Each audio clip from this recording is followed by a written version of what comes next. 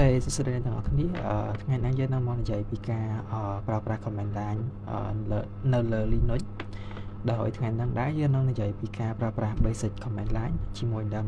directory របស់ command line Linux អញ្ចឹងដូចតែយើងបានឃើញនៅក្នុង screen ហើយ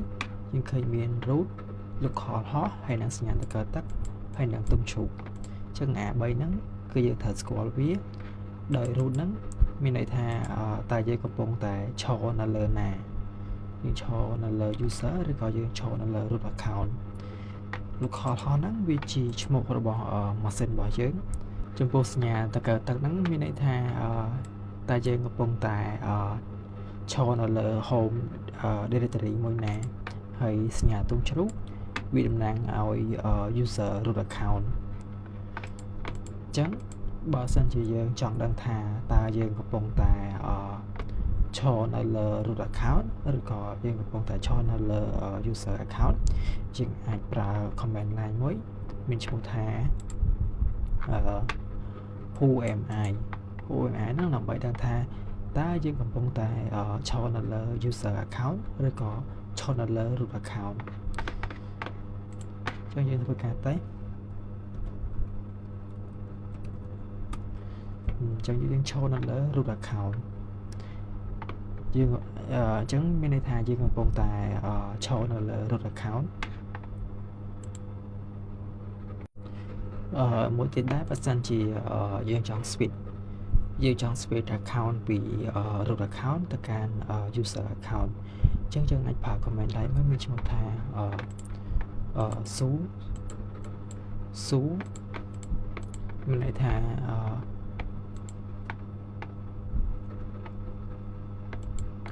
យើងអាចប្រើ su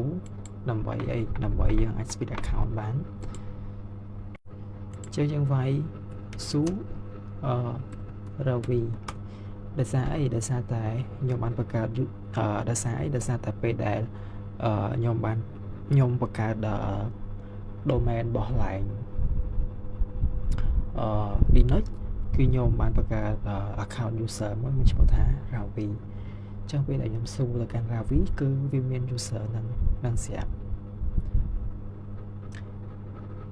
ដោយសារអីបានវាមាន account user ravi ហ្នឹងដោយសារតែពេលដែលតម្លើង Linux ដំបូងហ្នឹងខ្ញុំបានបង្កើត account user មួយមានឈ្មោះថា ravi អញ្ចឹងពេលដែលខ្ញុំស៊ូទៅកាន់ ravi គឺវាមានស្រាប់ចុះបើសិនជាខ្ញុំអាចបានបង្កើត account ហ្នឹងទេហើយខ្ញុំចង់ស៊ូទៅកាន់ account ឧទាហរណ៍ខ្ញុំ exit ទៅកាន់ root សិនអញ្ចឹងខ្ញុំស៊ូទៅកាន់ account មានឈ្មោះថា Jake អញ្ចឹងវាអត់មានអីដោយសារតែ Jake account ហ្នឹងវាអត់ថាបានបង្កើតទេតែបើសិនជាស៊ូទៅកាន់ ravi គឺវាស៊ូទៅបានមួយទៀតពេលដែលបើសិនជាយើងចង់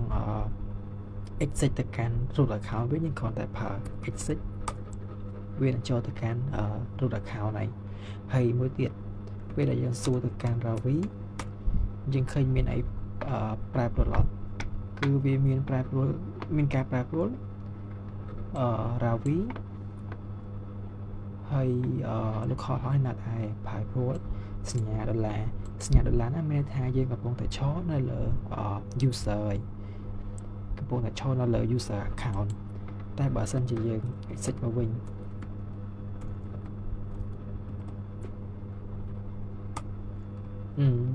យើង exit មកវិញ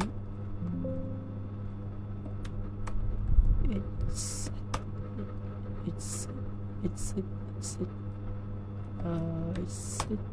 យើង exit មកវិញយើងឃើញមានរូបនេះផ្លាស់ប្ដូរយើង exit មកវិញយើងឃើញមាន root យើងកំពុងតែឈរនៅលើ root ហើយមានសញ្ញាធំឈូកអញ្ចឹងអាហ្នឹងបញ្ជាក់ថាវាជា root account ខ្ញុំធ្វើការ clear ចឹងសិន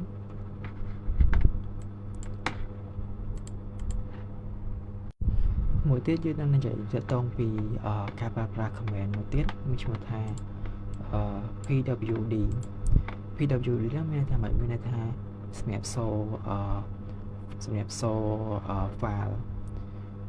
សម្រាប់សូdirectory ដែលយើងកំពុងតែ working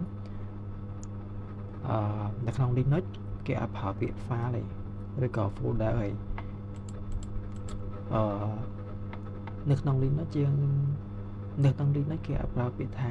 folder តែគេប្រើពាក្យថា directory អញ្ចឹងយើងប្រើ pwd ហ្នឹងដើម្បីអីដើម្បីមើលថាតើយើងកំពុងតែឈរនៅលើ directory មួយណាអញ្ចឹងយើងតតេស្តមើលសិនpwd យើងកំពុងតែឈរលើ directory root សារឯងយើងអាចមើលសញ្ញាតកទឹកនេះបានចុះបើសិនជាយើង switch ទៅកាន់ user ហើយយើងស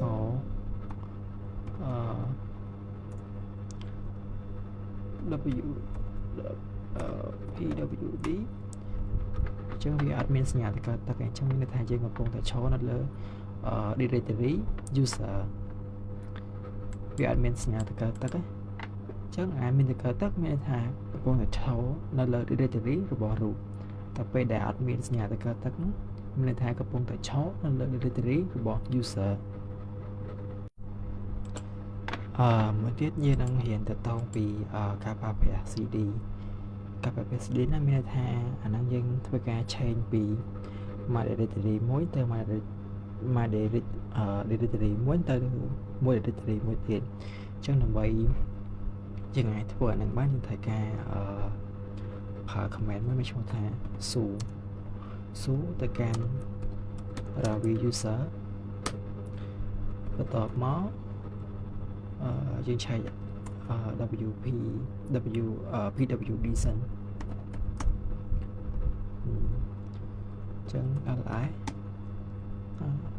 បានយើងត្រូវការប្រើ cd/ តើមកយើង li ដើម្បីឆែក directory file របស់យើងថាមានអីខ្លះហើយយើងអាចធ្វើការ cd ទៅកាន់etc យើងអាច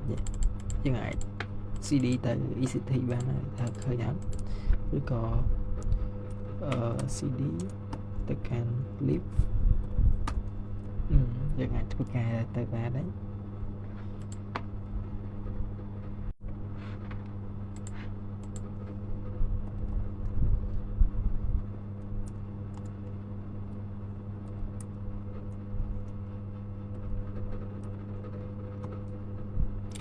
ចឹងបើសិនជាខ្ញុំចង់